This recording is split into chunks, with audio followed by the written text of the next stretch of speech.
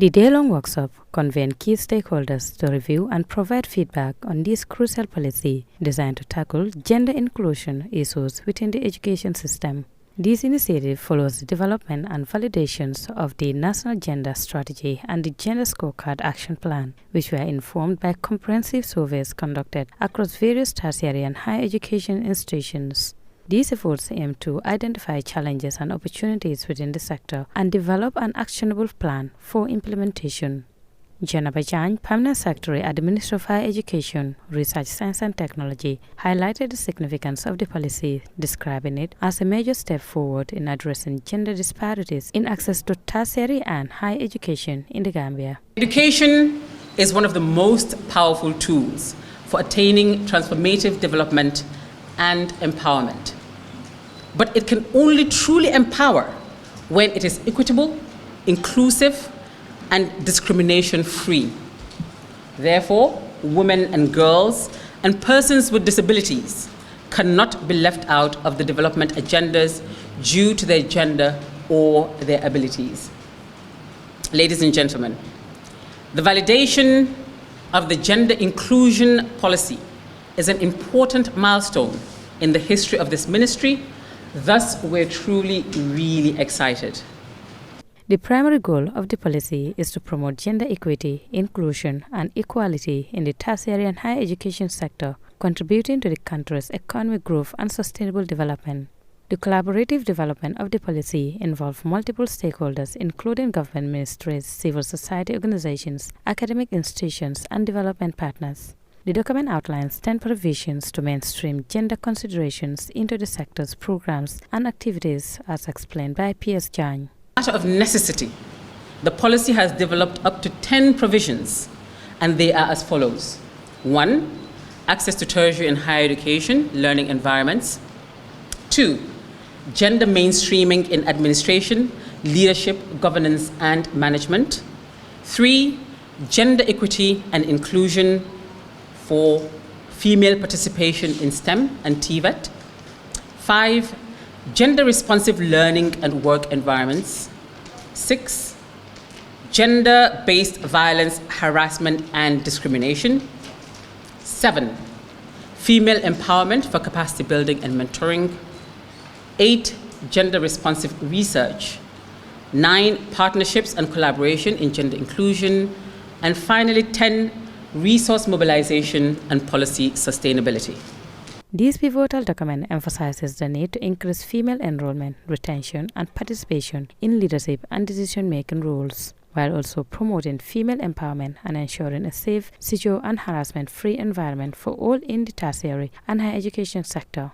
Professor Per Gomez, Minister of Higher Education, Research, Science and Technology, expressed pride in this historic achievement, noting that the policy is specifically designed to enhance access for women and marginalized groups in both education and decision-making roles. It ushers a new era for our tertiary and higher education institutions in their provision of quality, equitable, and accessible education for both females and males.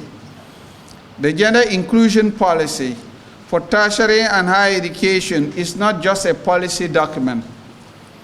It is a beacon of hope in the fight against systemic discrimination, barriers and marginalization of females and underrepresented groups in the tertiary and higher education sector.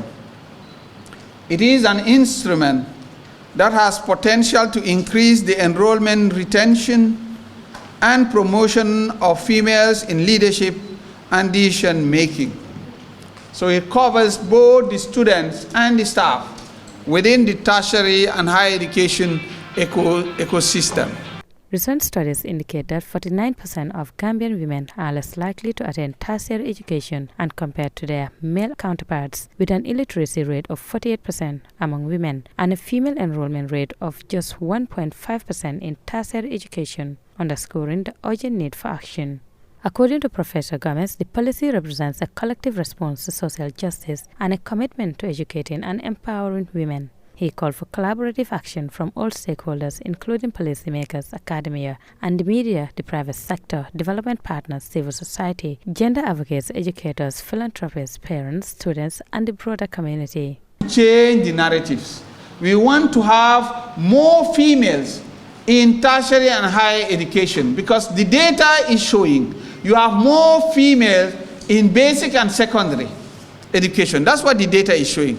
But now, going to universities, University of the Gambia, you said you have more boys than girls. The Gambian government has taken bold steps towards establishing a gender-equal education system, ensuring that both males and females have equal access to opportunities. Through partnerships with the development organizations like the Commonwealth of Learning, officials believe that the nation's development aspirations can be realized. The Republic is calling for new laborers, highly skilled laborers of the Republic to build this nation. And we need to have everybody, both male and female.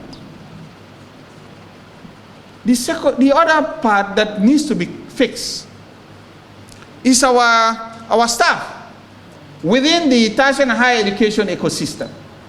It's a male-dominated area. It just recently that we, as you said, we have a female vice chancellor because of the technical assistance we have from Nigeria. If not, and before that, all our tertiary and higher education institutions headed by men. It is as if in this country we don't have women.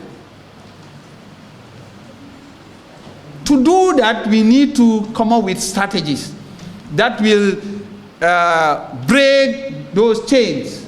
The validation of the National Gender Inclusion Policy is viewed as a turning point, presenting new opportunities for women in higher education. With women comprising approximately 51% of the Gambia's population, these figures highlight the importance of addressing their underrepresentation in fields such as STEM, academia, and decision-making roles. Challenges such as socio-cultural biases, sexual harassment, and inadequate support systems persist, making the need for this policy even more critical. While the Gambia has a history of policy creation, the real challenge lies in effective implementation. However, the ministry officials have expressed their commitment to overcoming these challenges, emphasizing the necessity of support from all stakeholders to ensure the successful rollout of the new policy. Maria Madem, reporting for Star TV News.